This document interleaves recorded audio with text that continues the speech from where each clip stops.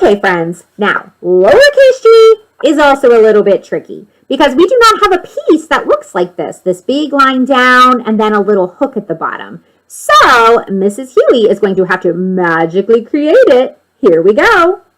And poof, there we are. Now we have one piece that looks like this part of the G. Okay, so watch Mrs. Huey make this. We are going to have a little curve, and then we're going to go up, and we're actually going to go down to the basement. So when you go downstairs, you go down to the basement. So I like to say go down to the basement when I'm making my lowercase g, because that means I'm going to drop below a line when I'm writing. Okay, so let's watch this. Here we go. Watch Mrs. Huey first. I'm going to start with my little curve, and even on my curve, I still start at the top. Little curve, and then I'm going to go all the way back up, and then down in the basement. Yes! Okay, watch that again, because it's a little bit tricky. Here we go. I'm going to start with my little curve, and then I'm going to go up, and then down in the basement.